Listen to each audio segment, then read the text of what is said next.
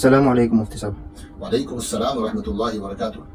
مفتی صاحب، ہم نے ایسا سنا ہے یا دیکھا ہے کہ آپ اپنے مریضوں کو پرہیز کی کافی تاکید کرتے ہیں اور پرہیز نہ کرنے پر انہیں ڈانٹتے یا ان میں تنبیہ کرتے ہیں، تو اتنی اہمیت اور اس کا کیا فائدہ ہے پرہیز کا؟ آپ کا سوال بہت اچھا ہے ماشاءاللہ، اور بہت ضروری سوال ہے۔ ہم اپنے مریضوں کو پرہیز کی بہت زیادہ تاکید کرتے ہیں۔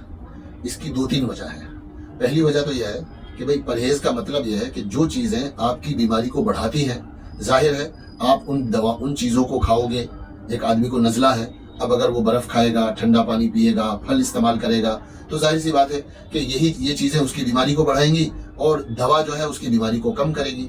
تو اس طرح سے بد پرہیزی کے ساتھ اگر وہ اپنے نزلے کا یا اپنی بلغمی کھانسی کا علاج کرے گا تو علاج نہیں ہوگا، دیر لگے گی، بہت زیادہ دیر لگے گی۔ ہو سکتا ہے کہ نقصان پہنچانے والی چیزیں جو ہے وہ قابو کر جائیں، نقصان پہنچانے والی چیزیں جو ہے وہ حاوی ہو جائیں اور وہ زیادہ آگے بڑھ جائیں دوا کے مقابلے میں۔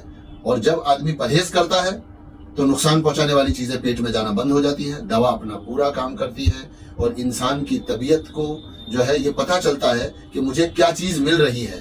پہلے انسان کی طبیعت جو ہے اس میں کشمکش پیدا ہو جاتی ہے، نقصان پہنچانے والی چیزیں بھی آ رہی ہیں، فائدہ پہنچانے والی چیزیں بھی آ رہی ہیں۔ یہ ایسے ہی ہے جیسے ایک آدمی موٹاپا بڑھانے کے لیے جو ہے وہ چکناہٹ اور چیزیں برابر کھاتا رہتا ہے اور وزن کم کرنے کے لیے کچھ نہ کچھ ورزش بھی کر لیتا ہے، تو ظاہر ہے کہ اس آدمی کا وزن کم نہیں ہوگا جب تک کہ یہ پیٹ میں نقصان پہنچانے والی چیزیں، موٹاپا بڑھانے والی چیزوں کو کم نہیں کرے گا۔ اس لیے بہت زیادہ ضروری ہے۔ اس میں علاج جلدی ہوتا ہے، وقت کم خرچ ہوتا ہے اور آدمی کا پیسہ بھی کم لگتا ہے۔ وقت بھی کم خرچ ہوگا، پیسہ بھی کم جائے گا۔